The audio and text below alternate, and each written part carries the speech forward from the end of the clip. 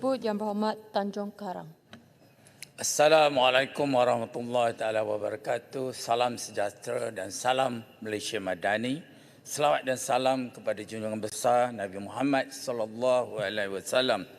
Tuan Yang di-Pertua, terima kasih kerana telah memberi ruang untuk Tanjung Karang turut sama membahaskan Belanjawan 2025. Pertamanya, Tanjung Karang ingin mengucapkan syabas dan tahniah kepada kerajaan perpaduan yang telah berjaya mengekalkan kestabilan politik negara demi memastikan kelangsungan dasar-dasar kerangka ekonomi madani bagi melonjakkan kemakmuran negara. Tuan Yang di-Pertua, membugar ekonomi, menjana perubahan dan mensejahterakan rakyat adalah tema Belanjawan 2025. Di dalam keterangkuman tema ini, tiada sebarang perancangan pembangunan projek-projek mega dan fokus hanya tertumpu untuk pembangunan rakyat Malaysia. Tuan Yang di-Pertua, tidak dapat kita nafikan angka RM423 bilion adalah merupakan belanjawan yang terbesar dalam sejarah Malaysia. Ia menuntut perhatian khusus dan kebertanggungjawaban penuh terhadap bagaimana sumber-sumber ini akan dibelanjakan dan dimanfaatkan demi kesejahteraan rakyat. Tuan Yang di-Pertua, hutang negara kini sudah meningkat kepada angka 1.17 trilion. Angka ini sangat-sangat besar. Ianya memerlukan tata kelola fiskal dan pengurusan hutang yang bertanggungjawab agar tidak terus membebani negara dan generasi akan datang. Kejayaan pelaksanaan subsidi bersasar diesel melalui kekangan ketirisan dan penjimatan sebenarnya telah membuka ruang keanjalan fiskal. Ini pastinya akan dikukuhkan lagi dengan penerusan inisiatif rasionalisasi subsidi petrol RON 95 yang pasti mampu mengecilkan lagi defisit negara, dan ini semestinya diperkukuhkan lagi dengan pelaksanaan penuh e-invoice nanti. Tuan Yang di-Pertua, keyakinan dan keberanian Yang Amat Berhormat Tambun untuk melaksanakan pensasaran subsidi diesel supaya betul-betul memanfaatkan golongan yang memerlukan saja tetapi tidak kepada golongan mahkaya dan orang-orang asing telah membuka ruang dan kemampuan untuk meningkatkan Belanjawan 2025 hampir ke semua kementerian. Sabas Yang Amat Berhormat Tambun. Antaranya demi kesihatan rakyat, Yang Amat Berhormat Tambun telah menambah peruntukan KKM kepada RM45.3 bilion bagi meningkatkan penjagaan kesihatan primer serta mengalihkan fokus sistem kesihatan daripada sick care kepada wellness. Kemudian penekanan kepada budaya hidup sihat di bawah agenda Nasional Malaysia Sihat termasuk inisiatif menambah cukai minuman bergula serta langkah-langkah proaktif untuk meningkatkan kemampuan pembiayaan sistem kesihatan awam juga amat dialu-alukan. Tuan Yang di-Pertua, peruntukan Kementerian Pertahanan juga mengalami 1.4 bilion atau 7% kenaikan daripada Belanjawan 2024. Dan menjadikan jumlah keseluruhan kepada RM21.2 bilion, iaitu kira-kira 5% daripada jumlah keseluruhan Belanjawan 2025. Ini meletakkan peruntukan Kementerian Pertahanan di tempat ketiga di belakang Kementerian Kesihatan dan Kementerian Pendidikan. Tuan Yang di-Pertua, dalam konteks geopolitik global yang semakin meruncing, dengan izin, the way war is conducted today, Malaysia tidak boleh memandang ringan terhadap keperluan segera memperkukuhkan pertahanan udara negara. Peperangan yang sedang berlaku di Rusia dan Ukraine, ketegangan di Laut Cina Selatan serta konflik yang berterusan di Timur Tengah yang semakin melebar, terutamanya di antara Israel dan Palestin, adalah bukti jelas bahawa keselamatan negara boleh terancam pada bila-bila masa sahaja. Jadi pertimbangan soalan-soalan berikut adalah penting. Pertamanya, adakah keupayaan pertahanan udara kita setanding dengan perkembangan teknologi moden? Kedua, adakah kita berupaya untuk menangkis serangan peluru berpandu atau jet-jet pejuang musuh? Ketiga, adakah kita mempunyai kapasiti untuk mempertahankan seluruh ruang udara kita? Tuan Yang Dipertua, kita tidak boleh leka dan selesa dengan keadaan semasa. Reformasi besar-besaran terhadap sistem pertahanan negara mesti dilakukan dengan segera. Kertas putih pertahanan perlu dikukuhkan dengan pendekatan strategik yang lebih tuntas, khususnya dalam memperkasakan pertahanan udara Malaysia. Tindakan yang perlu kita lakukan adalah pertama, memperkasakan keupayaan satelit bagi mengawal selia ruang udara negara. Kedua, memperkenalkan sistem perlindungan udara. Mungkin kalau tidak keterlaluan kalau saya katakan seperti Iron Dome di Israel. Yang ketiga, menambah bilangan dan keupayaan pesawat tempur atau jet-jet perjuangan negara. Memperlengkapkan sistem anti peluru berpandu untuk menangkis sebarang serangan yang mungkin berlaku. Tuan Yang Dipertua, pada masa yang sama kita mesti menghapuskan budaya sakau dalam perolehan aset-aset pertahanan negara. Amalan skandal perolehan seperti projek LCS mesti dihentikan dan segera.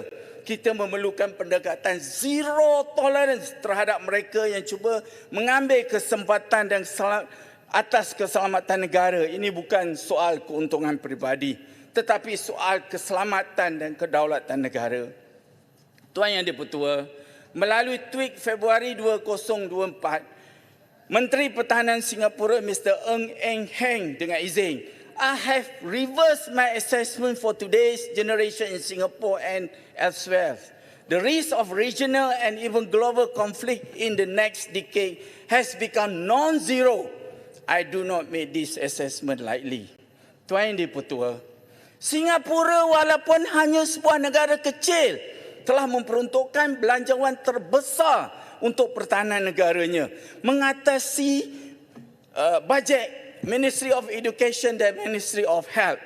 Malah Singapura satu-satunya negara di Asia yang memiliki 8 buah jet fighter tercanggih FG-35A yang mencecah hampir USD 200 juta sebuah.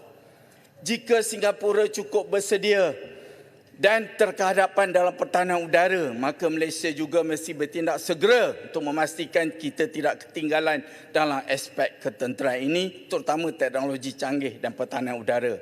Tuan Yang Dipertua, izinkan Tanjung Karang bertanya kepada Yang Berhormat Menteri Pertahanan, berapakah fighter jets yang kita ada yang masih aktif? Dan apakah kewajarannya untuk kita membeli 35 buah FA-18CD Hornet Jets terpakai daripada Kuwait? Atau mampukah 18 buah FA-50M Light Combat Aircraft yang dibeli dari Korea menyaingi F-35A? Akhir kata, Tuan Yang Dipertua, memperkukuhkan pertahanan negara bukanlah satu pilihan, tetapi ianya satu keperluan yang sangat-sangat mendesak. Ingat pesan orang tua-tua dahulu, sediakan payung sebelum hujan. Ingat sementara belum kena, jimat sementara belum habis. Jangan sudah terantuk baru tergadah. Pokok duku di ujung jalan, patah ditimpa sidahan sena. Sesal dahulu memang pendapatan, sesal kemudian haram tak guna. Kalau dulu tahun 2002, 021 dan 022 kita telah berperang dengan wabak pandemik COVID-19, musuh yang tidak kelihatan. Negara telah menelan belanja lebih RM400 bilion hanya dalam tempoh 3 tahun. Bayangkan kalau berlaku peperangan seumpama di Ukraine dan Palestin. Jadi kita mesti memperuntukkan satu bajet terbesar negara sekurang-kurangnya dari 5% ditingkatkan kepada 10 atau 15% KDNK demi untuk memperkasakan sistem pertahanan negara ini. Kalau negara Israel boleh bertindak sesuka hati dan sangat digeruni walaupun hanya sebagai sebuah negara kecil saja, dan dunia di bawah pertubuhan PBB seolah-olah tidak mampu berbuat apa-apa. Kalau kita di Asia, ada juga negara kecil tapi mempunyai keupayaan yang begitu besar. Jadi kita mesti bersedia untuk menghadapi sebarang kemungkinan. Malaysia mesti bertindak dari sekarang untuk memastikan keamanan, kesejahteraan dan kedaulatan negara sentiasa terjamin. Tuan Yang Dipertua, perkara terakhir, Tanjung Karang mohon pertimbangan untuk rancangan tebatan banjir Sungai Tengi Tanjung Karang yang bernilai RM51 juta sebagai projek baru rancangan Malaysia ke-12 dalam Rolling Plan 4 tahun 2024 dapat dipertimbangkan segera untuk sebagai projek prioriti dalam rancangan Malaysia ke-13. Ini kerana kedudukan Tanjung Karang terhimpit di antara jelapan padi dan laut Selat Melaka yang dihubungi dari Ban Canal oleh Sungai Tengi ke laut. Jadi kawasan muka buminya agak rendah secara semula jadi. Maka bila air pasang akan banjir, bila hujan juga akan banjir. Bila hujan masa air pasang, banjir bertambah teruk. Malah apabila hujan lebat di Hulu Selangor, tidak ada setitis pun hujan di Tanjung Karang. Tetapi anehnya, Tanjung Karang turut mengalami banjir. Perkara kedua, Tanjung Karang memohon cadangan membina exit kedua WCE ke Hospital Tanjung Karang yang sekarang ini sedang dirujuk kepada Kementerian Ekonomi agar dapat diluluskan dengan kadar segera atas keperluan coverage perubatan yang mendesak di sepanjang laluan WCE yang terdekat adalah Hospital Tanjung Karang. Dengan penuh keinsafan dan rasa kebertanggungjawaban, Tanjung Karang berharap hala tuju dan peruntukan untuk pertahanan negara akan dikaji semula serta ditingkatkan demi keselamatan dan kedaulatan Malaysia tercinta. Semoga Belanjawan 2025 ini akan mampu mengangkat kemakmuran negara, membela rakyat, menambah hasil negara dan mampu mengekang defisit negara serta meningkatkan ekonomi menjadi bertambah mampan dan lestari. Saya juga mengambil kesempatan mengucapkan selamat Hari Deepavali kepada semua kaum India, khususnya yang berada di Tanjung Karang. India Deepavali nal bal tukar. Tuan Yang Dipertua, Tanjung Karang memohon belanjawan. Tanjung Karang mohon menyokong Belanjawan 2025. Wabillahi taufiq wal hidayah. Assalamualaikum warahmatullahi wabarakatuh. Terima kasih. Terima kasih Yang Berhormat Tanjung Karang. Saya jemput